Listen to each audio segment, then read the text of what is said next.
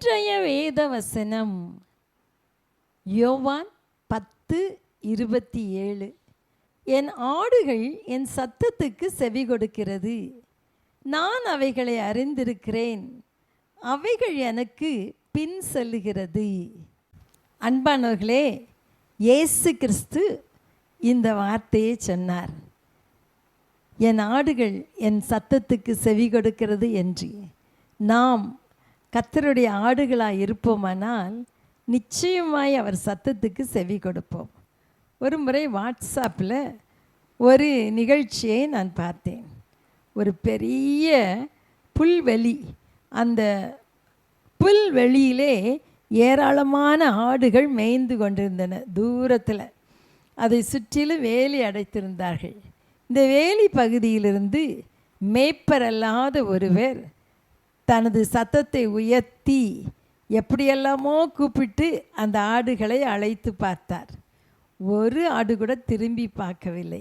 அடுத்தவர் நானும் ட்ரை பண்ணுகிறேன் என்று சொல்லி அவரும் அந்த ஆடுகளை எப்படியெல்லாமோ அழைத்தார், கூவினார், சத்தம் போட்டார். ஒரு ஆடு கூட திரும்பி பார்க்கவில்லை. மூன்றாவது நபர் உடனே நான் ட்ரை பண்ணுகிறேன் என்று சொல்லி அவரும் தன்னால் இயன்ற அளவு ஆடுகளுக்கு புரியும்படி எப்படியோ ஒலி எழுப்பி கூப்பிட்டார்.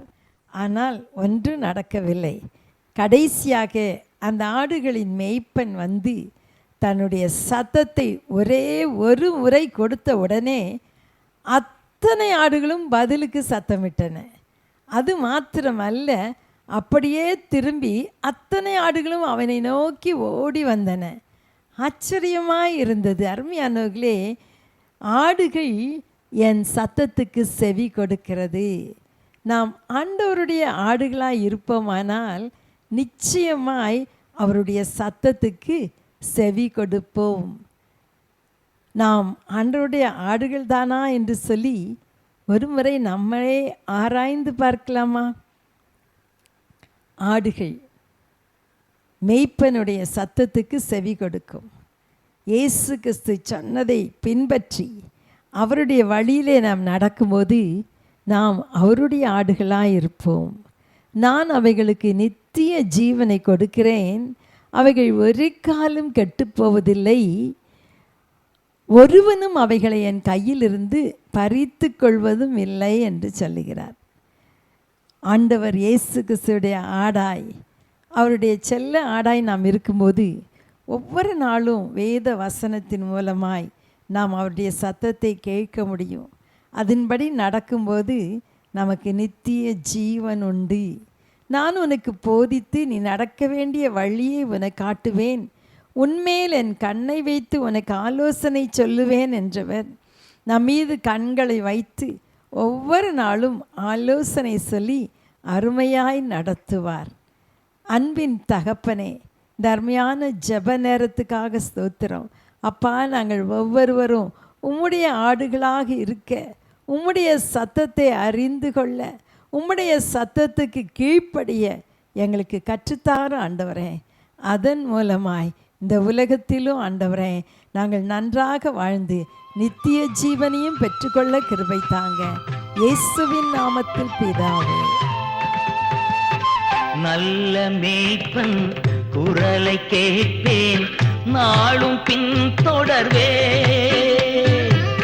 நல்ல மேய்ப்பன் குரலை கேட்பேன், நாளும் பின் தொடர்வேன். தோளில் அமர்ந்து கவலை மறந்து, தோளில் அமர்ந்து கவலை மறந்து தொடர்ந்து பயணம் செய்வேன், தொடர்ந்து பயணம் செய்வேன்.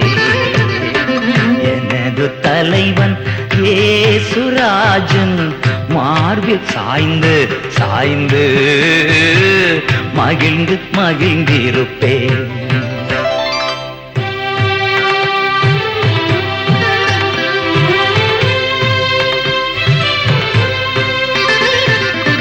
பசும்புல் மேய்ச்சல் அமர்ந்த தண்ணீர் அழைத்து செல்பவரே, பசும்புல் மேய்ச்சல் அமர்ந்த தண்ணீர் அழைத்து செல்பவரே. தினமும் தேற்றி ஆத்துமாவை தினமும் தேற்றி அணைத்துக் கொள்பவரே, அணைத்துக் கொள்பவரே.